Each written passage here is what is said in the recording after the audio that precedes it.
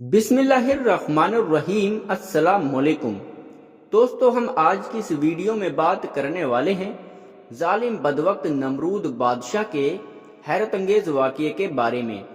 आज हम बताएंगे नमरूद कौन था और इस जालिम बादशाह नमरूद ने कैसे कैसे जुल्म किए थे और मुसलमानों पर कितने डरावने जुल्म करता था, और कैसे उस बदवक्त बादशाह नमरूद ने हजरत इब्राहीम अलैहिस्सलाम को आग के अंदर डाला।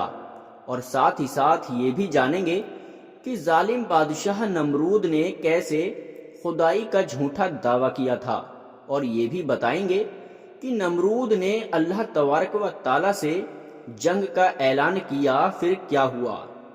दोस्तों, किसी वक्त में इस दुनिया के अंदर कई सारे ऐसे जालिम बादशाह आए हैं जिन्होंने अल्लाह तबारक व ताला की कुदरत को बदलने की कोशिश की और अल्लाह तबारक व ताला को छोड़कर खुद खुदा बन बैठे और खुदाई का झूठा दावा कर बैठे। खुदाई का झूठा दावा करने वाले बादशाहों में से बादशाह एक ऐसा भी था कि जिसको अल्लाह तबारक व ताला ने पूरी जमीन की बादशाही का मालिक बना दिया था, यानी बादशाहत अता फरमाई थी। इसके बावजूद इस बादशाह ने न सिर्फ खुदाई का झूठा दावा किया, बल्कि ये इस कदर सरकस और नाफरमान हो गया कि अल्लाह तबारक व ताला को जंग के लिए ललकारने लगा और अल्लाह तबारक व ताला को सीधे ही जंग करने के लिए कहने लगा। दोस्तों, आज हम आप सभी लोगों को बताएंगे कि अल्लाह तबारक व ताला को जंग के लिए ललकारने वाला बदवक्त बादशाह नमरूद कौन था, और जब इस बदवक्त बादशाह नमरूद ने अल्लाह तबारक व ताला को जंग के लिए ललकारा, तो फिर अल्लाह तबारक व ताला ने कौन सी हकीक मखलूक को इसके साथ जंग के लिए भेजा और इस बदवक्त बादशाह को हलाको बर्बाद कर दिया और पूरी दुनिया के लिए इबरत का निशान बना दिया। दोस्तों, कुरान पाक के इस इबरतनाक वाक़ये को सुनने के लिए हम आपसे दरख्वास्त करते हैं कि हमारी वीडियो को पूरा ज़रूर देखिएगा। तो चलिए दोस्तों, वीडियो शुरू करते हैं। लेकिन वीडियो शुरू करने से पहले अगर आप हमारे चैनल पर नए हैं तो हमारी वीडियो को दिल से लाइक करके चैनल को सब्सक्राइब ज़रूर करें। तो चलिए दोस्तों, वीडियो शुरू करते हैं। दोस्तों, इस दुनिया में 4 बादशाह ऐसे गुजरे हैं कि जिनको अल्लाह तबारक व ताला ने पूरी ज़मीन की हुकूमत अता फरमाई थी। मुसलमान बादशाहों में से एक का नाम हज़रत ज़ुल्करनैन अलैहिस्सलाम है और दूसरे बादशाह का नाम हज़रत सुलेमान अलैहिस्सलाम है, कि जिनको अल्लाह तबारक व ताला ने पूरी दुनिया की हुकूमत अता फरमाई थी। और काफिर बादशाहों में से एक का नाम नमरूद और दूसरे का नाम वक्त नज़र था। प्यारे दोस्तों, खुदाई का झूठा दावा करने वाला बादशाह नमरूद शहर बाबुल का रहने वाला था। इस बादशाह का नाम नमरूद बिन कन्नान बिन कोस बिन शाम बिन नूद था। दोस्तों, रिवायत में आता है कि अल्लाह तबारक व ताला ने नमरूद को पूरी जमीन पर हुकूमत अता की थी और इस बदवक्त बादशाह नमरूद ने पूरी जमीन पर 400 साल तक हुकूमत की।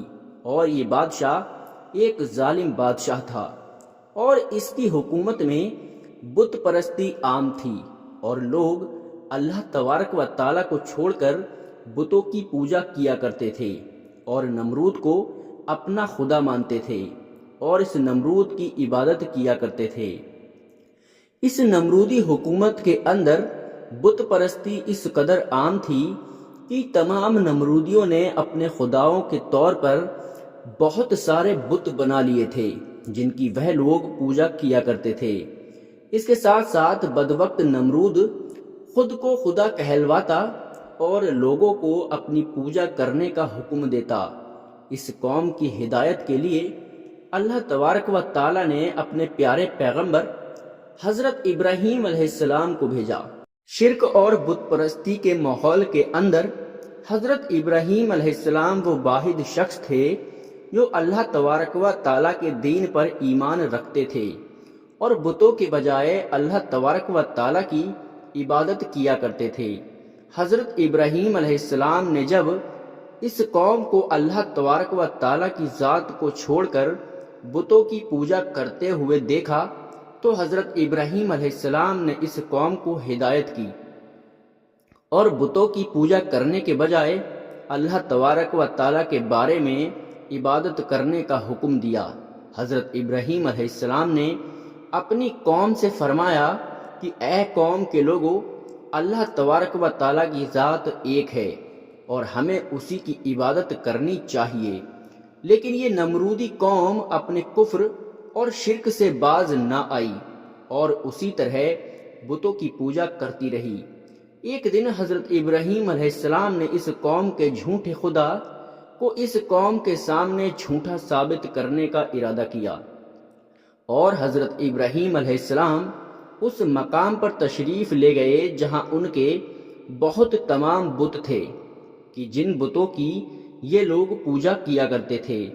حضرت ابراہیم علیہ السلام جب اس قوم کے بت خانے میں پہنچے تو وہاں ان کے تمام بڑے بت پڑے ہوئے تھے۔ حضرت ابراہیم علیہ السلام نے ان کے تمام بتوں کو توڑ دیا اور تمام بتوں کو توڑنے کا الزام ان کے بڑے بت پر لگا دیا۔ اس کے بعد جب تمام نمرودی اپنے بت خانے میں واپس آئے تو انہوں نے اپنے بتوں کو ٹوٹا ہوا دیکھا۔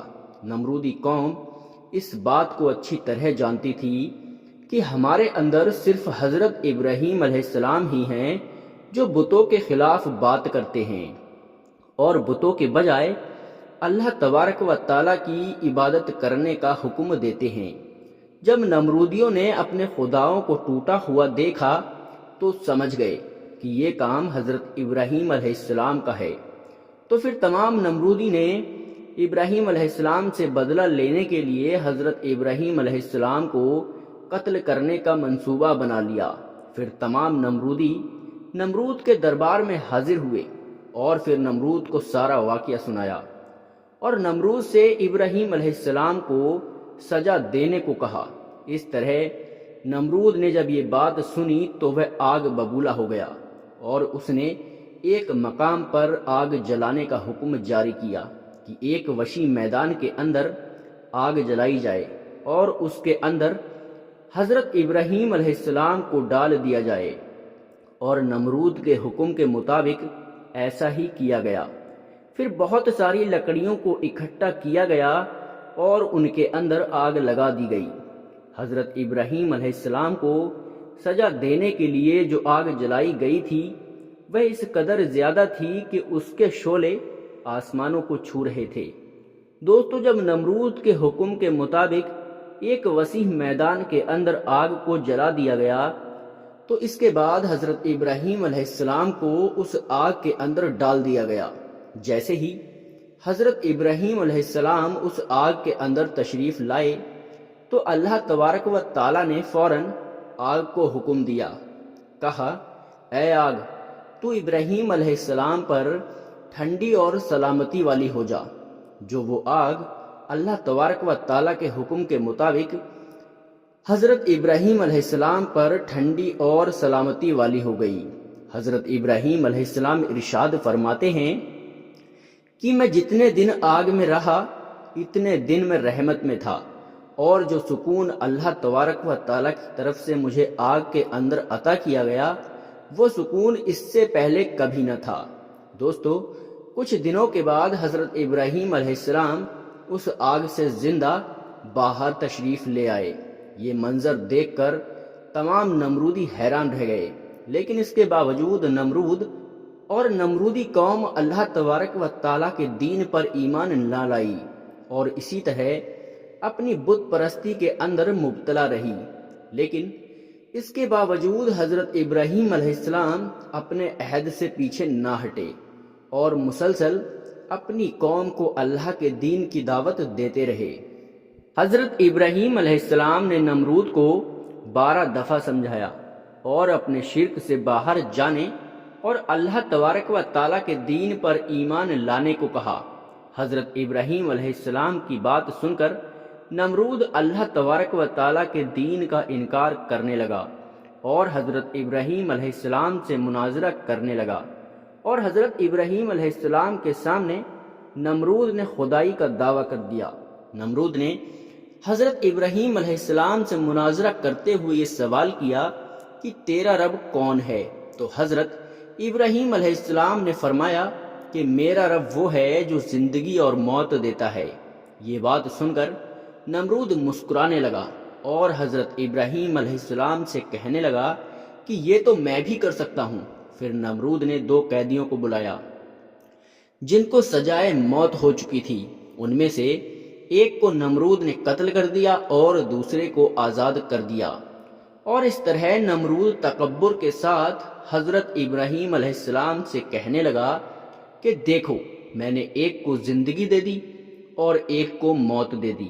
اس طرح نمرود حضرت ابراہیم علیہ السلام کے سامنے اپنے آپ کو خدا کہنے لگا اور اپنی خدائی کی دلیل پیش کرنے لگا۔ اس کے بعد نمرود پھر حضرت ابراہیم علیہ السلام سے پوچھنے لگا کہ حقیقت میں خدا تو میں ہوں، بتا تیرا خدا کون ہے؟ اس کے بعد حضرت ابراہیم علیہ السلام نے نمرود کو اسی کی عقل کے مطابق جواب دیا کہ میرا رب وہ ہے جو سورج کو مشرق سے چالو کرتا ہے اور مغرب میں غروب کرتا ہے۔ اگر تو سچا خدا ہے تو سورج کو مغرب سے تعلق کر کے دکھا۔ جب نمرود نے ابراہیم علیہ السلام کی یہ بات سنی تو اس کا رنگ اڑ گیا اور وہ لاجواب ہو گیا۔ اس طرح نمرود لاجواب ہو کر اپنی پوری قوم کے اندر ذلیل اور رسوا ہو گیا۔ دوستو، اس کے بعد بھی کئی مرتبہ حضرت ابراہیم علیہ السلام نے نمرود کو اللہ تبارک و تعالیٰ کے دین کی طرف بلایا، لیکن نمرود اپنے سرکشی سے باز نہ آیا اور اسی طرح شرک اور سرکشی میں مبتلا رہا۔ دوستو، حضرت ابراہیم علیہ السلام کے بار بار دعوت دینے سے نمرود تنگ آ گیا، اور تنگ آ کر نمرود حضرت ابراہیم علیہ السلام سے کہنے لگا کہ اگر تیرا خدا سچا ہے تو اس کو بول کہ اپنی فوج بھیجے اور میرے ساتھ جنگ کرے۔ جیسے ہی حضرت ابراہیم علیہ السلام کے سامنے یہ بکواس کی تو فوراً ہی حضرت جبرائیل علیہ السلام نے حضرت ابراہیم علیہ السلام کی بارگاہ میں حاضر ہوئے اور حضرت ابراہیم علیہ السلام سے کہنے لگے کہ اللہ تبارک و تعالیٰ کا لشکر جنگ کے لیے تیار ہے۔ حضرت جبرائیل علیہ السلام کی بات سن کر حضرت ابراہیم علیہ السلام نمرود سے یہ کہنے لگے کہ اللہ تبارک و تعالیٰ کا لشکر جنگ کے لیے تیار ہے۔ پھر ابراہیم علیہ السلام کی بات سن کر نمرود حضرت ابراہیم علیہ السلام سے کہنے لگا کہ مجھے 3 دن کی مہلت دی جائے تاکہ میں اپنی جنگ کی تیاری کر سکوں۔ پھر نمرود کو 3 دن کی مہلت دے دی گئی۔ دوستو، نمرود کی حکومت پوری دنیا پر تھی۔ ان 3 دنوں کے دوران نمرود نے پوری دنیا کے بڑے بڑے جنگجوؤں کو اکٹھا کیا اور بہت سارے ہتھیاروں کو جنگ کے لیے تیار کیا۔ اس طرح 3 دن کے اندر نمرود نے اپنی تمام تیاری مکمل کر لی۔ اس کے بعد نمرود حضرت ابراہیم علیہ السلام کو تکبر کے ساتھ للکار کر کہنے لگا کہ ہماری فوج جنگ کے لیے تیار ہے، اپنے رب سے کہو کہ اپنی فوج کو بھیجیں اور ہمارے ساتھ جنگ کریں۔ نمرود کی یہ بات سن کر حضرت ابراہیم علیہ السلام نے اللہ تبارک و تعالیٰ کی بارگاہ میں دعا کی تو اللہ تبارک و تعالیٰ نے مچھروں کی ایک فوج کو بھیجا۔ ان مچھروں کی تعداد اس قدر زیادہ تھی کہ وہ مچھر پورے آسمان میں پھیل گئے۔ اللہ تبارک و تعالیٰ نے مچھروں کو نمرودی فوج پر مسلط کر دیا۔ یہ مچھر اللہ تعالیٰ کے حکم سے دیکھتے ہی دیکھتے نمرودی فوج کا گوشت کھا گئے اور ان کا خون پی گئے۔ اس وقت تمام نمرودی فوج کی ہڈیاں ہی ہڈیاں باقی ہی رہ گئی تھیں۔ اس دردناک واقعے کو دیکھ کر نمرود اپنے محل کی طرف بھاگا اور اپنی بیوی کے کمرے کے اندر چھپ گیا۔ اسی دوران اللہ تبارک و تعالیٰ کے حکم سے ایک لنگڑا مچھر نمرود کے گھر میں داخل ہوا۔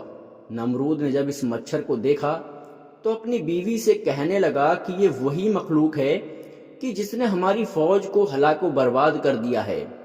انہی باتوں کے دوران وہ لنگڑا مچھر اللہ تبارک و تعالیٰ کے حکم سے نمرود کی ناک میں داخل ہو گیا اور وہ لنگڑا مچھر نمرود کے دماغ کو چاٹنے لگا۔ جب وہ لنگڑا مچھر نمرود کے دماغ کو چاٹتا تو اس سے نمرود کو اس قدر تکلیف ہوتی تو نمرود اپنے سر کو دیواروں پر مارنے لگتا۔ اس طرح اللہ تبارک و تعالیٰ کے حکم سے وہ لنگڑا مچھر نمرود کے دماغ میں بہت دنوں تک رہا۔ اس وقت نمرود نے اپنے محل کے اندر یہ حکم جاری کر دیا تھا کہ جو بھی میرے محل کے اندر داخل ہو وہ پہلے نمرود کے سر پر جوتے مارے۔ اس طرح جوتے مارنے کے بعد نمرود کو کچھ دیر کے لیے آرام محسوس ہو جاتا، لیکن کچھ دیر کے بعد نمرود کے سر میں درد ہونا شروع ہو جاتا۔ اس طرح اللہ تبارک و تعالیٰ نے نمرود کو ایک حقیر اور لنگڑے مچھر کے ذریعے سزا دی۔ نمرود اپنے سر کو سلاخوں کے ساتھ پیٹتا رہتا، یہاں تک کہ اللہ تبارک و تعالیٰ نے نمرود کو دردناک موت عطا فرمائی اور یہ اپنے سر کو دیواروں پر مارتا مارتا ہلاک و برباد ہو گیا۔ وہ نمرود جو پوری دنیا پر حکومت کرنے والا بادشاہ تھا، اور وہ نمرود جو اللہ تبارک و تعالیٰ کو تکبر کے ساتھ جنگ کے لیے للکار رہا تھا، اس نمرود کو اللہ تبارک و تعالیٰ نے ایک حقیر اور لنگڑے مچھر کے ہاتھوں ہلاک و برباد کروایا اور پوری دنیا کے لیے عبرت کا نشان بنا دیا۔ بے شک اللہ تبارک و تعالیٰ ہر دنیا کی چیز پر قادر ہے۔ دوستو، ہمیں سوچنا چاہیے اور ایسے واقعوں سے عبرت حاصل کرنا چاہیے کہ ان لوگوں کو اللہ تبارک و تعالیٰ نے کیسا ہلاک و برباد کر دیا۔ اسی لیے ہمیں اللہ تبارک و تعالیٰ سے دعا کرنی چاہیے کہ اللہ تبارک و تعالیٰ ہمیں اس دنیا میں نیک عمل اور اللہ تبارک و تعالیٰ کے دین پر چلنے کی توفیق عطا فرمائے۔ اور دوستو، اگر آپ کو یہ ویڈیو اگر ذرا بھی اچھی لگی ہو تو ہماری اس ویڈیو کو لائک کریں اور اپنے دوستوں اور رشتہ داروں میں ضرور شیئر کریں تاکہ اس ویڈیو سے لوگوں کو اور بھی عبرت حاصل ہو سکے۔ آج کے لیے اتنا ہی۔